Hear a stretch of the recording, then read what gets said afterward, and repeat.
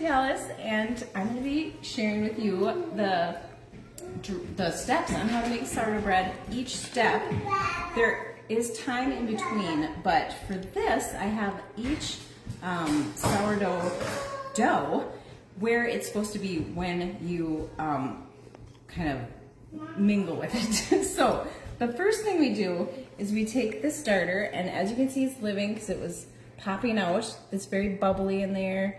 And I put 35 grams. The important thing is to have a scale. You don't want to measure it with like cups.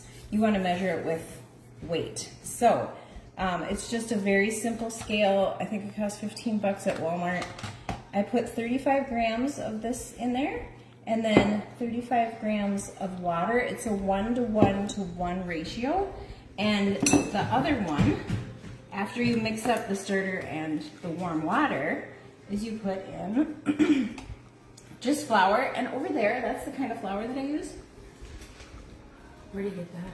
That's at Walmart. Oh, is it? And I just make sure that it's non-GMO, and I like organic, but there's bread flour, there's wheat flour, but I don't like those. I think just the all-purpose flour is just fine. So now I'm gonna put in, I have this little scoop, it's been very helpful. I'm gonna put in 35 grams of the flour, and then you mix it up. And what you're going to want to do is put this in a larger container. So this is what I do when I feed it the first time. I just use quart size, and I'll do this right now to get rid of it. But the second time you feed it, there's going to be more. And so I have this old olives container, and I use it. And earlier today I had about up to here, and it rose way past and came out. So that means that you have a really good starter when it grows like that.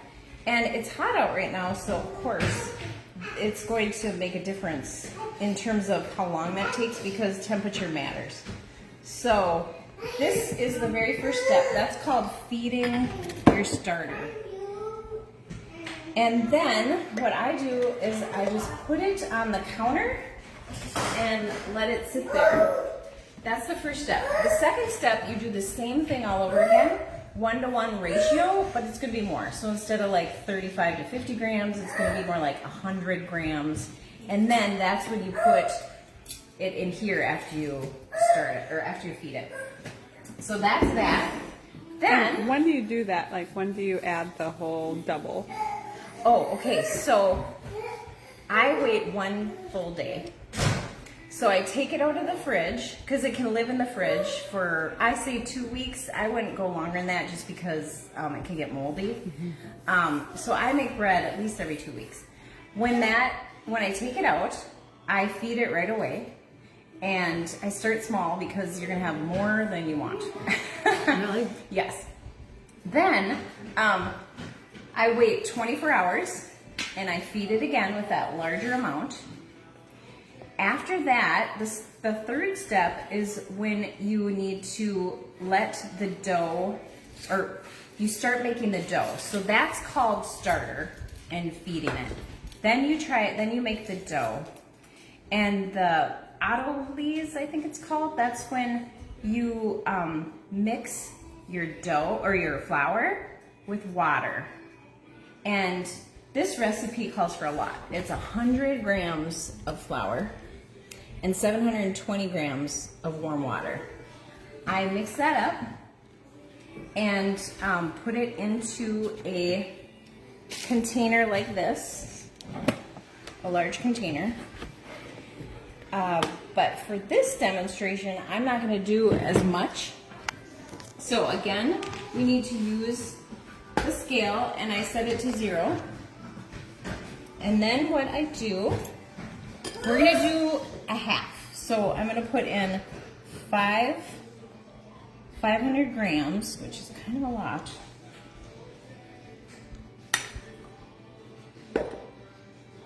We'll dump it in until we get to like 4 something. 492 right now, okay. So as you can tell, that's kind of a lot. There we go, 500. 500 go 2. Then, now, when you use tap water, you cannot use tap water if you have chlorinated or fluorinated water. You cannot. How about this has, I have salt in my Yeah, water. because this is a living entity, so we do not want to kill it with chlorine. The dough is actually alive. That's why it rises. It's like water yeast. that's in salt. Like adding salt and salt. Yes, Okay. yeah. If you live in town Right. and you don't have your own well, you're not going to want to use tap water. Okay. You're going to want to use water that is from like the store. Like distilled water or spring water? Distilled water, yep. And so, but I'm using tap water because I have a well. So that's really good. So let's see, a half of 720 is 350, 360. So now I'm going to put it to 0 again and put in 360.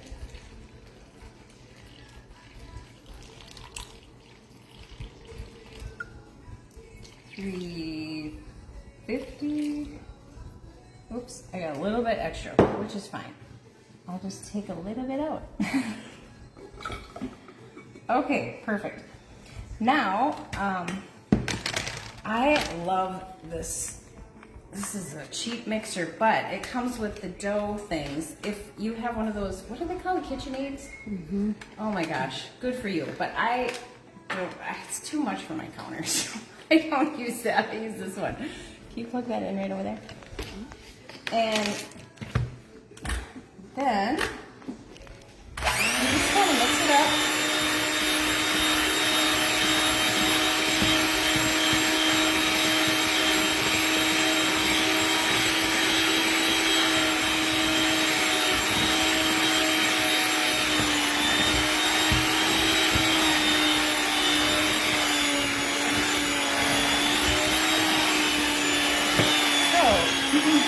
You want it to kind of hold together.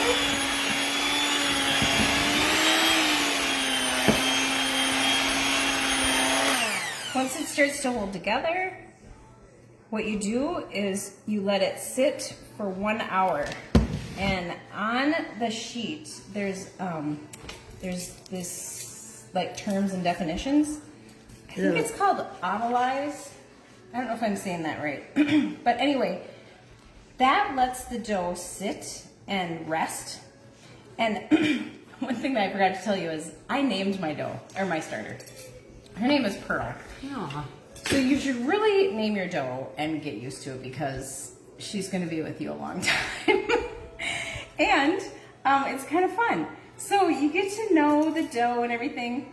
Once it sits for 1 hour, what we do is we'll pretend, it's not gonna make or break this, but I guess it kind of, when you let it sit, the gluten goes to work and it brings out the flavor better.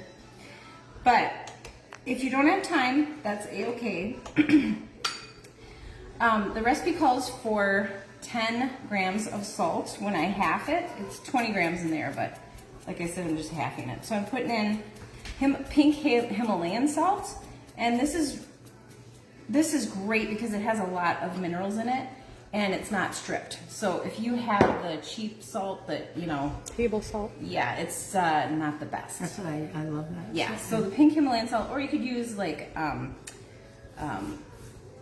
Celtic salt too. Mm-hmm. Now, I'm going to put in the starter. So this is already fed and it's already alive, but what we would be using is after you feed it twice. And I just showed you how to feed that, but I've already fed this one. So I'm gonna use this. And let's see, it calls for about 300. So I'm gonna put in 150 grams. And now what you wanna remember to do is keep some. Because if you keep it, then you'll have more. If you use all of it, what's gonna happen is you won't have starter for the next time you make bread. So you need to keep some. I'm gonna use all this because I have loads and loads of it all over the place because I've been planning for this. So, okay. So that's 150 grams. And then you just mix it up. And you're supposed to have it quite wet. It's supposed to be sticky. If it's too dry, then what will happen is your bread will be too dense. So, see how it's very sticky? Super duper sticky. That's what it looks like. Now, fast forward about 4 to 6 hours, and you will have this guy right here. This has risen over half. So as you can see, this is alive. You can tell because it's risen. So this will turn into that, and see how smooth it is? It looks a bit different now. Beautiful. Yeah. Now, the trick with this, now we have to start pulling and stretching. And what I'm going to show you, it gets messy. So you don't want rings on. You got to be ready. The best thing to do, I'm going to put water in here, because if you go in with dry hands, what's going to happen is it's going to all stick to your hands. If you put flour, you can actually put too much flour in, and you don't want to do that. So you want to wet your hands. And what you do is you go down the side and you lift up. And what we're going to do is this 4 times on each side. So 1, and then I turn it a quarter, and I do the same thing. And then I talk to her. Pearl, you're beautiful. Look how much you stretch. I love you so much. This is how you put love into your bread. So whenever I come to one of your parties and I have my bread, just know it's love. Stretch. Okay, then a 4th time. Go down the side, go down far, and you stretch it out. And there you go. Now, then you would cover it again. I usually have something else, like one of these, and I just put a simple cover on. But then this, fast forward, will turn into this. So now, I'm going to say after you mix in the salt and the sourdough and you make the dough, this is the first step of the dough. Then you wait about 4 to 6 hours until it raises at least half. And you know, when I stretched it, it went down quite a bit. So then, now it's like this, and what you do is you fold and stretch it every half hour, at least 4 times. And the reason you do that is because it then gets it more bubbly inside, it's light. So this has been stretched 4 times. I'm going to do a 5th time. And this is the dough where I'm going to show you what to do, or how to make it into, ready to not bake yet, because there's a whole nother step, which involves the refrigerator. But, so I'm going to do one more fold over. And remember, this is only half of the recipe. I'm doing halves so that you can, so I won't have so much bread, but also because it's a lot when you have a large amount. So, okay, now I'm going to put this over here. And what I do is I use my countertop as the table, or the kind of work area, I guess you could call it. And you could sprinkle flour on. I got this handy dandy thing from my aunt, and you could sprinkle your counter. What you do is you don't want to, it's so sticky, as you can tell, and you don't want it to stick too much, but you also don't want to add too much flour. So then, this again is where I say, oh, Pearl, you're so beautiful. You look so beautiful. Thank you so much for feeding me.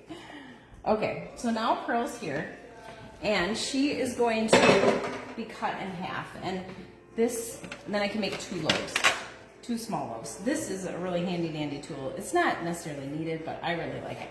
So I'm gonna put some more flour on her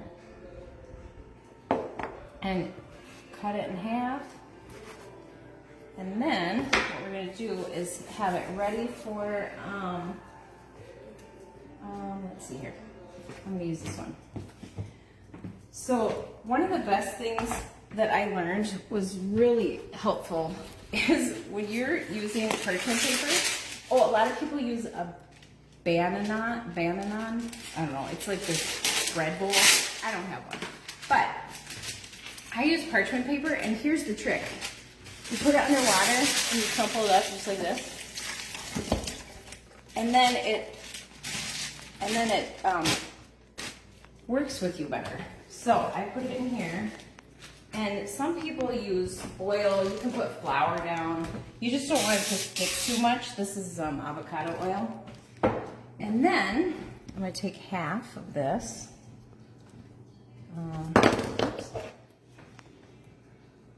And you want to kind of see how I'm folding it in, fold it in, fold it in, fold it in, until it's this cute little, like that.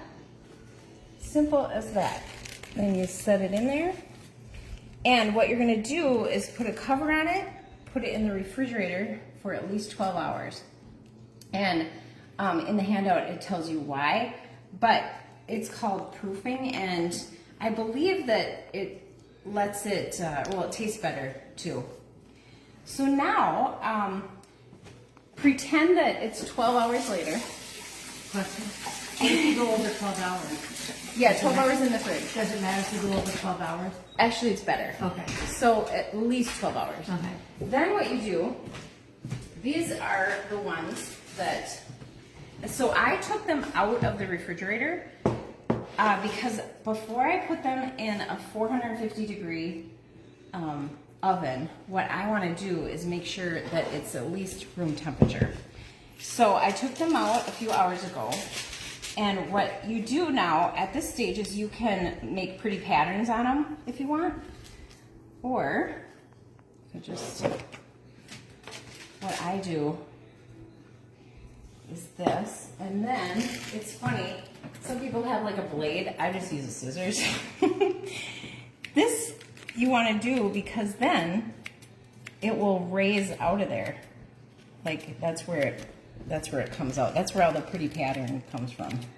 So I cut it down, cut it this way. And if you are lucky enough to have an incredible Dutch oven, what you want to do is make sure that when you put it on 450, you want to also have this in the oven for at least 30 minutes so that the Dutch oven can heat up too. You're so awesome. And then you just take the parchment paper, easy as that, and slap it in there. Now, because I always make more than one, this goes in there at the same time. And then, so this comes out as a loaf. That will come out as a round. And then I also have an oval here. Of course, right? So I'm going to do the same thing. Put some flour on. Now, if you wanted to make pesto or what I made, honey oat, you would do that at the same time as when you added the salt and the starter to the dough, because then it can sit in there longer with the dough. I have done it kind of right after all the stretching. You can do it either way. I found that doing it before is better for me. So then I put it in the oven and cover it for about 25 minutes, 20 to 25 minutes, depending on, like the Dutch oven cooks faster than the other ones. And so I'll put it for 20 because I'll probably take the lid off the Dutch oven in 20, and then you cook it for about 20 more minutes with the cover off. And that's when, should have had a better presentation here, but. You're doing fabulous. This is oat honey. That's how it came out. Now this one, I was rushing and I did not let it kind of sit out before I put it in the oven. So as you can see, it didn't really pop out. Then I have two more. This is the pesto one and another oat honey. So you guys who are here get to take that home. So that's the end result. Have you had her sourdough? No. It's delicious. So the finished results, Good the job. oat honey and the pesto. You dip in olive oil and balsamic vinegar. Yep. Yay! Thank you, everyone.